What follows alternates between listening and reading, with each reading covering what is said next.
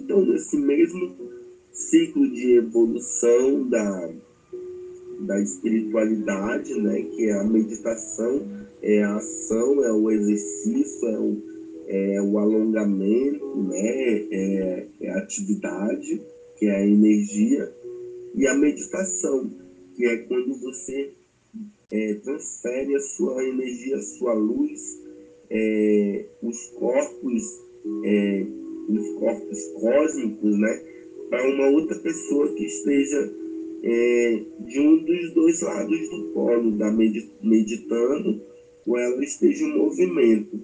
E aí essa energia, né, vai ter que ser intencionada para um desses dois corpos, o que está em ação e o que está parado em meditação. Esse corpo de luz, ele é representado pelo fogo, como eu já falei. Esse fogo, né, ele precisa de um utensílio, né? Então, para ter esse utensílio, por exemplo, uma panela, né, para fazer o fogo, uma panela que você seja uma panela que represente uma churrasqueira, como se fosse um forno, ou como se fosse uma cerâmica, ou como se fosse uma fornalha de incenso, ou de talvez culto, né? Um culto sobre aqueles cultos que eram o culto da purificação dos primeiros templos de Jerusalém, né? Ou então que era da primeira aliança, que foi a casa de Arão, depois Melquisedeque, depois Jesus, né? E então representava esse fogo desse tempo aí, desse momento que era o princípio da purificação na terra. Mas você percebe que esse fogo, ele vinha do cosmos, ele vinha do céu, do alto, né? Era um fogo que havia de uma pedra, transcendia na pessoa que estava meditando e transcendia na pessoa que estava em exercício, em movimento, em energia, né? Ou na pessoa que estava meditando também. Esse fogo refletia na pessoa que estava meditando, né? Era um fogo que acendia através das divindades. Ele acendia todas as divindades do cosmos, né?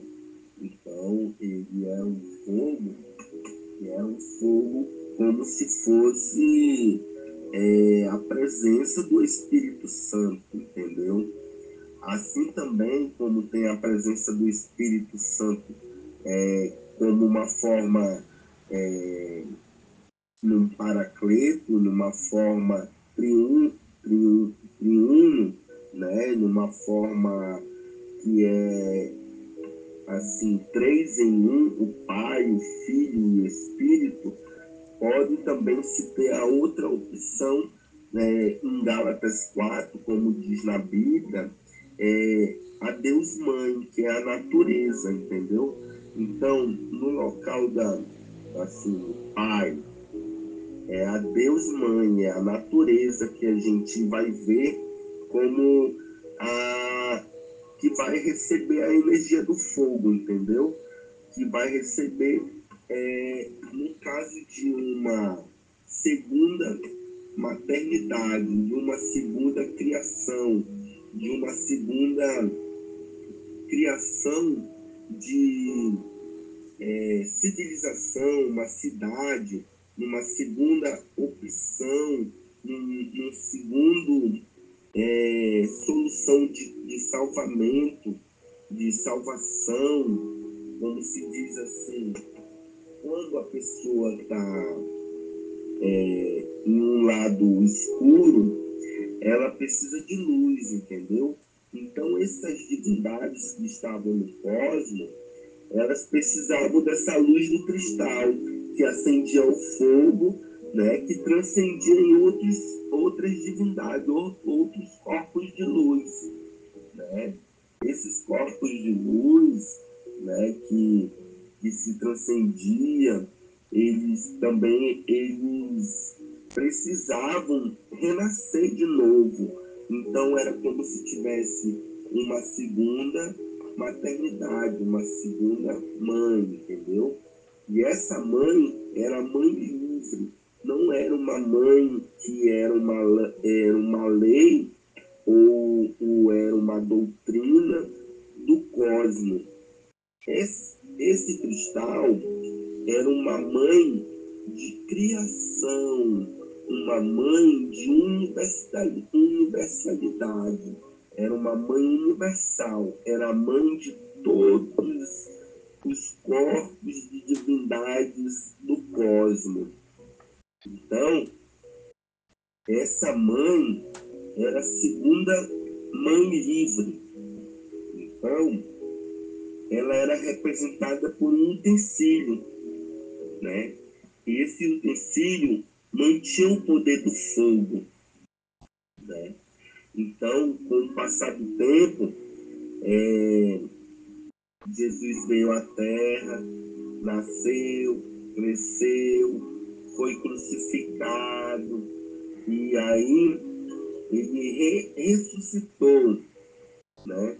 Então, durante esse tempo do seu nascimento até a sua ressurreição, as pessoas no tempo da aliança de Jesus Cristo, que é a nova aliança, elas carregavam uma lâmpada.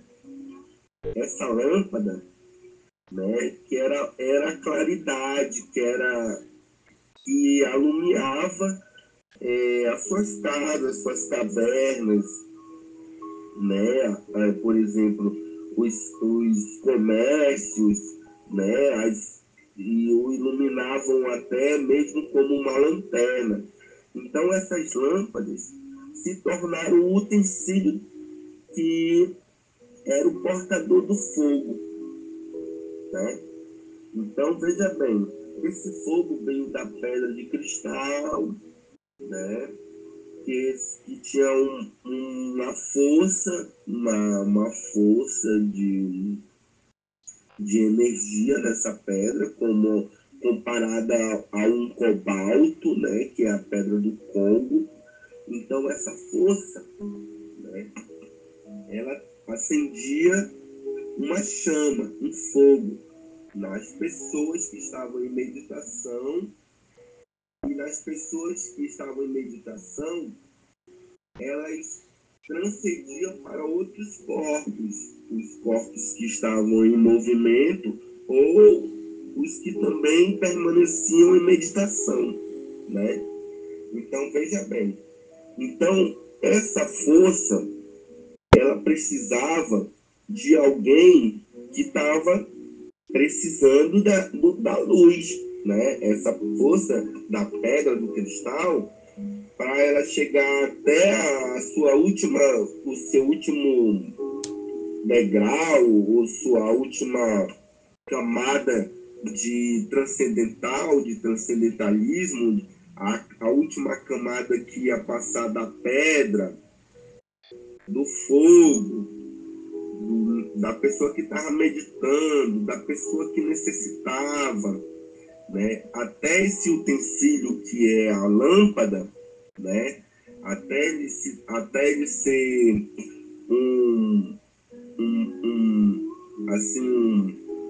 algo que um elemento que se usasse aquele lugar, aquela lâmpada, como, né, o simbolismo de um novo personagem, entendeu? Então, todos aqueles que tinham aquela lâmpada, né, aqueles personagens do tempo da aliança de Jesus Cristo que tinham a lâmpada, tinham a luz, né? Então, essa luz, ela era contrastada.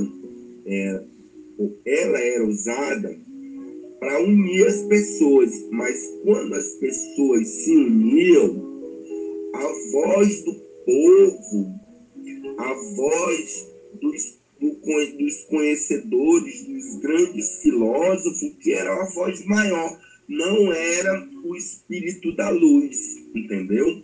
Porque a luz da lâmpada era usada para reunir as pessoas, então reuniam.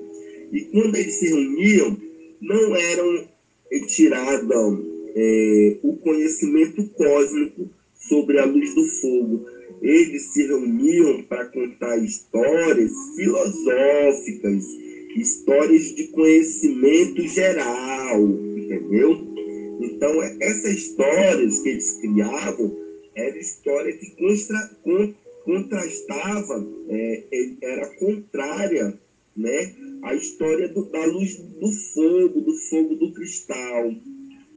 Então, isso foi gerando, né, uma profecia que vinha em favor do fogo,